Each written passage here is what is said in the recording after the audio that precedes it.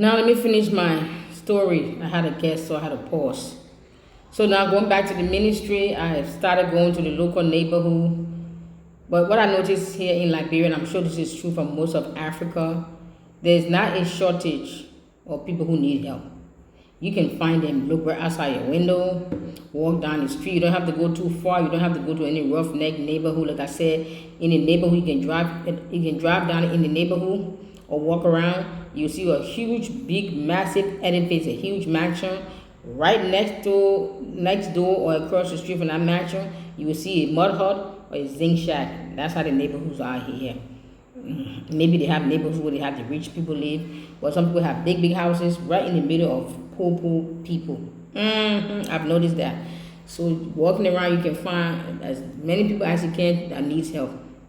And I like the way I'm doing it because I'm on ground and I'm getting to know the people, talk to them, interview them, find out why they're in the condition they're in, how can I help them, all the good stuff.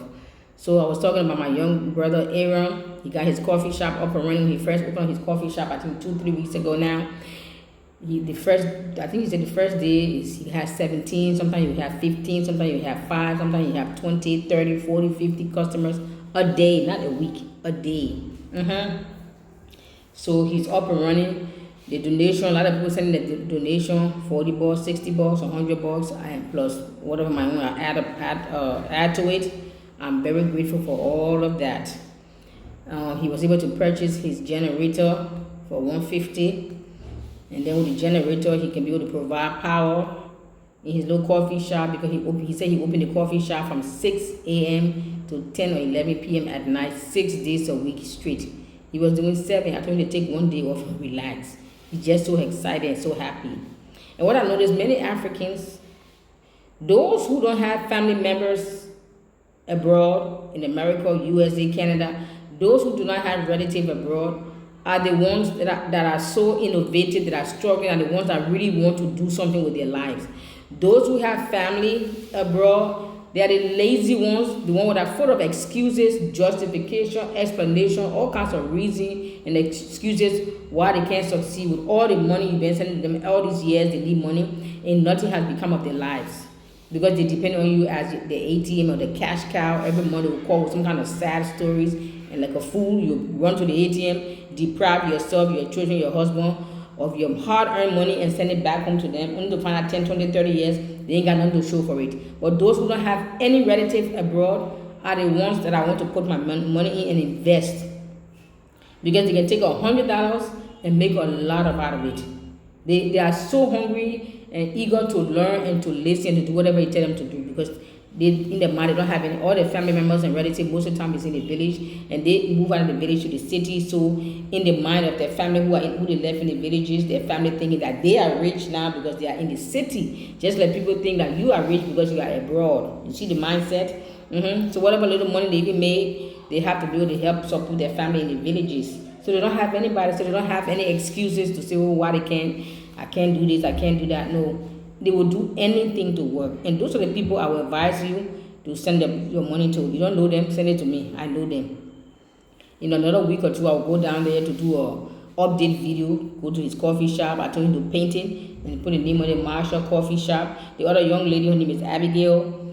She has 3 kids. She's a single mother. One is her own child. She birthed. The other 2 she adopted. Can you imagine? She lives in the zinc shack and she's able to adopt 2 other kids on top of her own is 3. You see the kind of heart she has, and she doesn't have anybody to help her. She was married. I think the husband died or left her or something, and the family came and took the house. There's some tradition in Africa that we need to work on. That's one of them. There's another young lady. She's also a single mother with 5 kids. I just found out recently she's pregnant with the 6. So me and her, we got to talk. I told her to think about it, how I can help her, to go to God and pray to find out how I can help her. Because the other business idea she wanted to do was to put food on her head and carry in the neighborhood, and she said it used to make her good money. Well, you can't do that if you're 6 months pregnant. So I told her to think about it. She gave me some ideas. I said, okay, we'll both think about it and pray about it, and I'll get back to you in a week or 2 and see if I can get some more donations, some money. We'll give it to you so you can add to it and help and start a business. You see them? That's 3 people, or should I say 3 family. I still have another video that I need to edit, update another young lady, a single young lady, to put her video out there and start raising funds for her. I need to get her phone number and find out from her how we can help her. Because my idea is not to just to give people rice and to feed them, and there's nothing wrong with that if that's what they need at the moment. But you can teach somebody how to fish, or you can give them a fish. The choice is yours, and I really prefer to teach them how to fish. That's why I asked them what kind of business ideas you can do that can help you and your family. And they told me, and I said, that's what you can do, fine. Now, I forgot to finish Abigail's story. She said she wants to do hair, braid hair like this, and so she wants to open up her little shop. Now, the shop in Liberia and most part of Africa is not the kind of shop we're talking about in America, like a beauty salon. Get a little zinc shop, someone put together. You have a chair, a little window, 1 or 2 or 3 chairs for all the waiting customers. That's it. So she says she want to open up her shop. She can braid her hair, and then at the shop she will have a little counter or table where she can be selling her coal, her charcoal in the small bags that we use to cook, and she'll be selling her red oil in the small little water plastic bottles. So she'll be having 3 sources of income: braiding hair, selling her charcoal, and selling her red oil, all at the same shop. And one thing I like about Africa, you can go to the shop and buy 5, 6 different things in one shop. They may not even be related, but you can still buy this 4 or 5 different products. Are you with me? So I told her to do research and come and tell me how much it is to rent the shop for the 6 months and for the year. She said it costs $35 a month. Times 6 months, that'll be $210 6 months. So I told her, let's do 6 months first, so we can test out the location, because to see if it's a very busy location or not. And if the location is very good, then we can renew it for 1 year. So I promised her we'll rent her shop for 1 year. I already sent her the money to buy the charcoal. I think she said she needed 400 bags, those huge 100-pound bags. I think it's about 100 pounds bags of charcoal. So she getting there. I think she getting 400 of them. See, she said 400 or 40. I don't forgot, but a lot. I think she did say 400 bags. Yes, for the money that we gave her from some of the donation that came in. So once I set up Aaron, I went to her next. And after her, I'm going to go to the next lady with the 5 kids, with the 6th one on the way. And then there's another young lady after that to go after to help. So she already got the charcoal waiting. She said she needed another maybe 40 or 50 gallons of red oil, and then to put them in the small bottles to sell. And sometimes she can sell the gallons. So the money I gave her already so far is able to get the charcoal, the 400 bags of 100-pound bags of charcoal. It's 100 pounds each. I think 400 of them, or 40. Forgive me if the numbers are getting mixed up. The gallon oil, I think it's 40. Those big gallons, I think they're 5 gallons, 40 of them or 50 of them. So the money I sent her, she's able to get those 2. Now we're waiting for enough money for the shop. So if you're listening, I will have my Cash App information. You can help me. I say if people help me, I divide it into half. I can give 105. Somebody else can give 105. We'll put it together. That's the 210, and that can be for her braid or her shop to braid in for 6 months. And then after 6 months, if that location is a very busy and lucrative location, then I promise her we'll renew it for 1 year. But after that, we'll finish with her. She's on her own. Just like I told Aaron, he's on his own now. He got his shop. I gave him extra money to buy some extra supplies. I taught him some stuff, and I will still continue to teach him and talk to him over the phone, because where I live to where he lives is an hour and a half to go, hour and a half to come. So I'll be visiting him once a month or so, but we'll talk on the phone at least once or twice a week. So he got his coffee shop, he got his generator, he got some supplies. You can buy coffee from him or tea. He'll be making donuts. Kala, we call it kala here in Nigeria, call it puff. Some cookies, some bread, those some of the things he can make. Then some of them he can buy them from the bakery by bulk and sell them. He also going to be charging phone, he said, because in those areas where they don't have LEC. LEC is Liberia Electricity Corporation, something like that. That's why LEC, they don't have LEC, so they have to use generator. And some people, excuse me, most of the people live in that neighborhood, they are poor and they don't have LEC, so their phone needs to be charged. So they can drop their phone off to a charging place and they pay. So he got something, against some money to get something for the phone charger. Right now he can charge about 7 phones. He can go up to 20, 30, 40, 50 phones. He said that's good money business right there. So he been making his donuts, his coffee, his tea, his puff, his cookies, his crackers, charging phone. I told him maybe 6 months later, as the business become lucrative, maybe he can buy himself a small little freezer or Ice buy something small that he can be selling cold water, Kool-Aid, ice, soft drinks. He said, yes, that's a wonderful idea. But long story short, we have set him up and we have left him. We are working to set up Abigail. When we finish with her, we want to go work on the other young lady. Her name is Prayer. The one that has the 5 kids and the 5th one on the way. It's another young lady after Prayer. My prayer is to set them up and set up a meeting, teach them how to fish as opposed to always giving them fish. So we have set Aaron up. We set up Abigail. We're almost done with her. Then Prayer will be next, and the other young lady will be next. And once that is done, I'll go look for another group of people where I can help. To me, this is ministry, and I actually enjoy this one-on-one contact and interaction with my customers, or should I say clients, or should I say, I don't know what to call them, but saints, people of God. I love doing what I'm doing, to be quite honest. I go to the field and I meet with people, sit and talk to see their life story and how I can help them. Yes, because I don't want to keep sending rice. We'll feed them today, we'll feed them tomorrow. No, let them learn to feed themselves. Are you with me? Yes, I prefer they learn to feed themselves. If somebody's starving at the moment, yes, you can feed them so they can get some energy and get some life. But you cannot promise people that you're going to feed them for the rest of their lives. I don't want to give that kind of help. Those are emergency help. But you want to help people where they can become self-sustainable. And then I also gave them the list and the names of those who have donated so far. Yes, there's 7 names on the list so far. Some people say they don't want me to mention the names. Great, no problem. Be anonymous. I appreciate that. Well, write down your names. I have a list, and each of them have a list. And I told them, because they all live right next to each other. I used to live there too, in that same neighborhood. So they all live right next to each other. So I told each of them, I gave them the list. So once they pray over that name of list every day, the list of everybody who donated, they pray over that list. Each of them individually in the private time, they pray over that names every day. Once a week they do, I think, a 1-day fast over that name.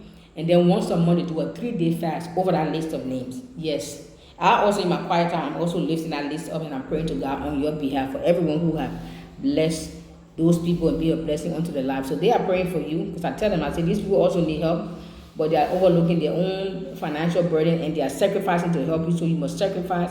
Pray over their names every day. Fast at least 1 day out of the week on their behalf, and 3 days out of the month. The 3 of you right now get together and pray over them, and I give them your prayer requests for blessings, for healing, for deliverance. Whatever area in your life you need prayers, I told them, and I'm asking God. He knows the areas where you need help, and I ask the Lord, let the Lord use those people and pray through them on your behalf. So that's the kind of follow-up update. I will do more follow-up on the field, because Abigail's shop is not set up yet. So I don't want to take 2 or 3 trips, because it's far and it's costly for me to go there 3 times just to do one video. So I figure once they're all set up, their shop, everything is running, I can take 1 day and go there and do each of their businesses and then come back. So it's like I kill 3 birds with 1 stone. I'm supposed to go that 3 times, the cost, the money I'll be spending to go in transportation, I might as well give it to them. Are you with me? So all of you who have donated, I appreciate it. I thank you, and they thank you. I had somebody coming in again, so I had to pause, otherwise Angel will go barking. So I hope I can gather my thoughts. Now we went to a village. When did we go to the village? Friday. Yes, the village is in Buchanan. There's a lot of mud houses and zinc shacks, and there's no school in that particular village. The closest school for the kids to go to, I think it's like 3, 4, 5 miles one way. So round trip, you're looking about 8, 9, 10 miles for little children to be walking in the forest, snakes, all kinds of things. You know what I'm saying? So while I was there, I went on a business purpose, looking for land. One of the business that the Lord has given me to do in my country is to help people in the West, the diaspora, the Africans or Black American, whoever that wants to own land in Liberia. I purchase land on your behalf. You send the money, I send your deeds. I did one of my clients, he got 20 acres. He got his deeds already. He's in the States. Yes, he's an African American. You can purchase land. We don't do leasing here, but that'll be another video subject. So anyway, went there to get some land for my clients, some beachfront property land for my clients. While I was waiting for the town chief to come from the farm so we can have some meeting about the land, I see all the kids knocking about. I said, And school has already opened. So I said, why the kids are not in school? That's when they told me there's no school. So now I told them we're going to have to put together what is young men, all the teenagers, the muscles. They in the village with all these muscles. There's no gym because I guess hard labor. So I said, we're going to have you guys have all this land wasting away. We're going to build a nice big mud house and divide them into rooms. Maybe each room will be for kindergarten. This one for kindergarten, first grade, second grade, third grade, whatever. Or if all of you guys cannot read, you are 5 years old, you are 10 years old, you are 18 years old, we can put all of you in one room and a teacher or a tutor can teach you all to read, no problem. If I tell them to begin to ask around because nobody's going to come from the city, Monrovia, to go to that forest to teach. So I tell them there's 4, 5, 6 different villages around. They should be asking around looking for a teacher or a tutor that I can probably hustle with you guys donation to help me maybe pay the teacher once a month, $80 or $100 a month or something. I can put him on salary and pay him once a month to teach him, at least to teach him how to read from kindergarten, at least up to high school level, so the mind can open small. The mind is too close, it's too limited, it's too small. Yes. So that'll be the next project I'll be working on for you guys to help me to build a mud house school for them. We're not paying for any labor, but just when the school is done, to get notebook, pen and paper, to get some carpenters to put some benches together. What else? I'm not even sure if we can do uniform at the moment, since it's just right there in the village. You don't have to go somewhere else. It just be right there in the village. We may not do a uniform at the moment, but they do need to wear some clothes because the kids, the little girls in her little panties, it's all torn up. She got a hole in one side. The little boy wearing his little pants, or he's having his butt cheeks are out. They will need some clothes, there's no doubt about it. And probably some kind of breakfast or something, and some kind of lunch or dinner. They have plenty of land. We can buy them some seeds, go into some farming or something to feed. But I want to make people, my plan is to make them self-sustainable eventually, not to always give them fish, but to teach them how to fish. So I can help the young men wasting away, teach them to do some farming, to feed themselves. They can use the energy and the manpower to build a mud house school for them. Find 1 or 2 tutors, depending how many kids are in the villages, in that particular village, but there's several other villages. There's another school there in the village, but it's far off.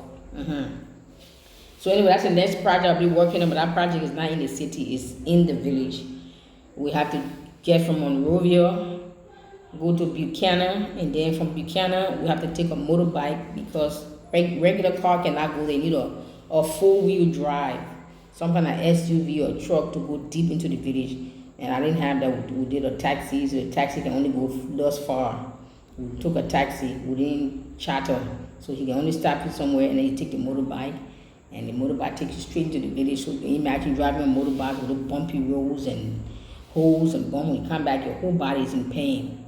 Your legs are cramping. We had to stop so I can stretch my legs, so my legs were cramping up sitting up on a motorbike. Me who was afraid to ride motorbike, I'm getting to be an expert now. So all my contact information will be on the screen. For those who want to donate, please, I appreciate your donation, and you will see the effect. Because I'll be doing update every 3 to 6 months. I'll be going to the coffee shop, to the beauty salon, to the hair braiding shop. I'll be doing updates so you can see.